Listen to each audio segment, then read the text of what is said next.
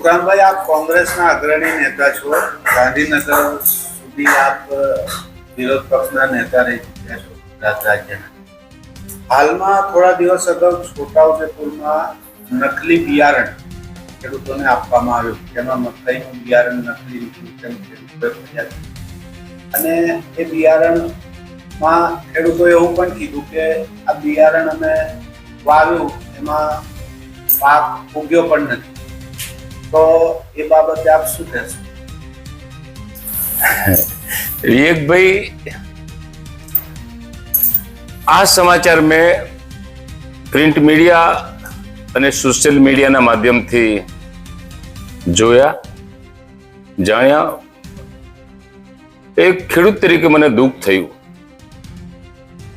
કે જેણે ખેતર ખેડીને મકાઈ વાવી હશે, ખાતર નાખ્યું હશે, પણ એનું બિયારણ ઉગ્યું નહીં. આ યોજના ગુજરાત સરકારની છે.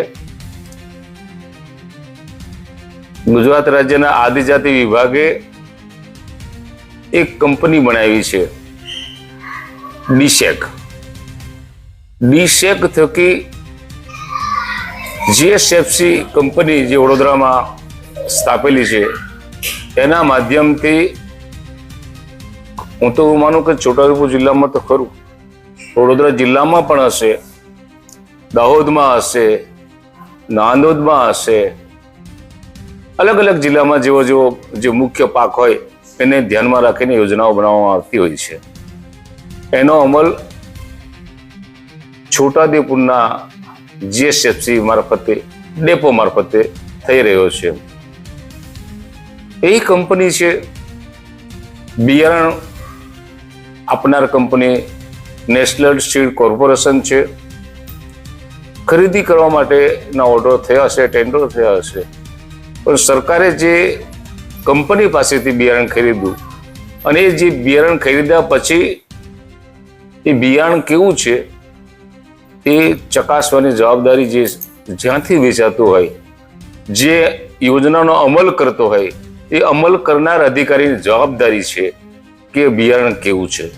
ખેડૂતો આવીને ફરિયાદ કરી, બતાવ્યું કે ભાઈ આવું બિયારણ છે, તો એ કંપનીવાળાએ એનું વેચાણ બંધ કરી દેવું જોઈએ. આ તો તે દિવસે મેં જોયું લાઈનમાં કે બિયારણ આવું હતું, લોકોએ બતાવ્યું, ફરિયાદ કર્યું, મીડિયાવાળા પણ પહોંચ્યા, તેમ છતાં પણ એનું વેચાણ ચાલુ રાખ્યું. એ દુઃખદ ઘટના કહી શકાય. આની તપાસ 100% થવી જોઈએ. છોટા ઉદેપુરને યોજનાકીય અમલ માટે સરકાર પણ પોતે એની કાળજી રાખતો નથી. અગાઉના વર્ષોમાં આપણે જોયું છે કે ઉદયપુરમાં સિંચાઈની નકલી ઓફિસો ચાલુ થઈ અને નકલી ઓફિસની અંદર નકલી ચેકડેમ પણ થયા કાગળ પર. અને એવું જ આ નકલી બિયારણ તો નથી, નેશનલ સીડ કોર્પોરેશનનું છે, પણ અમલ કરનાર અધિકારી, કંપની જેણે બનાવી છે, એ આ બિયારણની તપાસ કરવી જરૂરી હતી. અને જેને કારણે ખેડૂતોને ભારે નુકસાની ભોગવવાનો વારો આવ્યો છે. હું માનું છું, તમે મને પહેલા કીધું તેમ વિરોધ પક્ષના નેતા તરીકે રહી ચૂક્યો છું, અગાઉના વર્ષોમાં ધારાસભ્ય તરીકે પણ રહી ચૂક્યો છું, અને આવા બનાવ બનતા હોય એવું કોઈ દિવસ સાંભળ્યું નથી. એક વખત એવું થયું હતું, મગફળી ગુજરાત રાજ્ય બીજ નિગમની આવી હતી અને એ મગફળીમાં દાણા મોટા અને નાના એમ બે પ્રકારના હતા, અને એ દાણા 50% ઉગ્યા હતા અને 50% નથી ઉગ્યા. અને ગુજરાત રાજ્ય બીજ નિગમે ખેડૂતોને એની કિંમત, ગુણીની જે કિંમત હતી એ કિંમત પાછી રિટર્ન આપી હતી. અહીંયા પણ જેણે આ વહીવટ કર્યો છે એ વહીવટમાં એને પૈસા મળે તો કોઈ અર્થ નથી, એનો સમય જતો રહ્યો. મકાઈને ઉગવામાં જેમ લેટ થાય તેમ પાછળથી પાણી પણ જોઈએ, લાઇટના, વીજળીનો ખર્ચ થાય, પાણીનો ખર્ચ થાય, અને જે રીતના પાકવું જોઈએ પાકતું નથી. ખેડૂતોની જે આશા અને અરમાનો છે એ અરમાનો એમના પૂરા થઈ ગયા એમ કહીએ. હું ચોક્કસ માનું છું કે આ બિયારણની તપાસ અને કેટલા ખેડૂતોને માલ આપ્યો છે એની પણ તપાસ થવું જોઈએ. થોડોક મને મહત્વંશ ફરિયાદો આવે છે કે અગાઉના વર્ષોમાં જે લઈ ગયેલા ખેડૂતો હોય અને એને ખબર છે કે અહીંયા 100% સહાયથી ખાતર, દવા અને બિયારણ મળે છે, તો એવા જ ખેડૂતો એપ્લિકેશન પણ કરતા હોય છે. અને આદિવાસી વિસ્તારમાં એપ્લિકેશન ડાયરેક્ટ કરવાનું, ઓનલાઈન કરવાનું, જેને આવડે તેને થાય.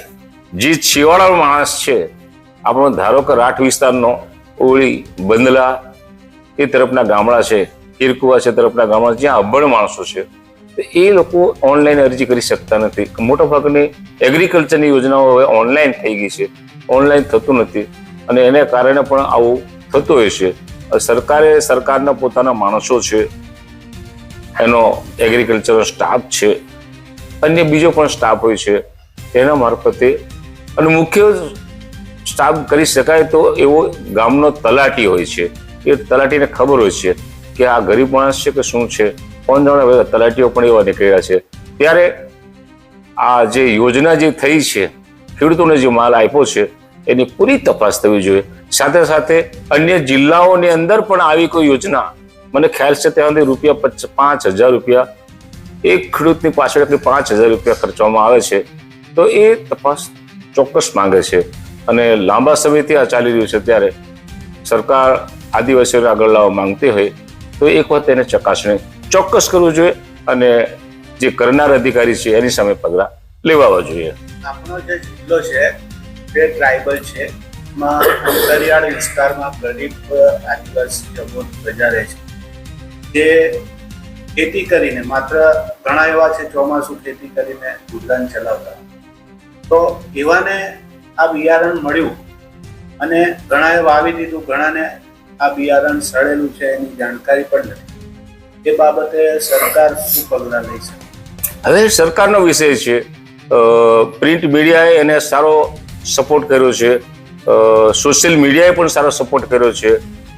એકાદ બે આગેવાનોના નિવેદન પણ મેં જોયા કે આની તપાસ થવી જોઈએ.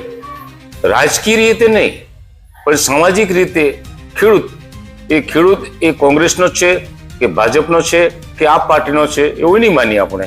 ખેડૂત એ ખેડૂત છે, અને આની તપાસ ચોક્કસ થવી જોઈએ.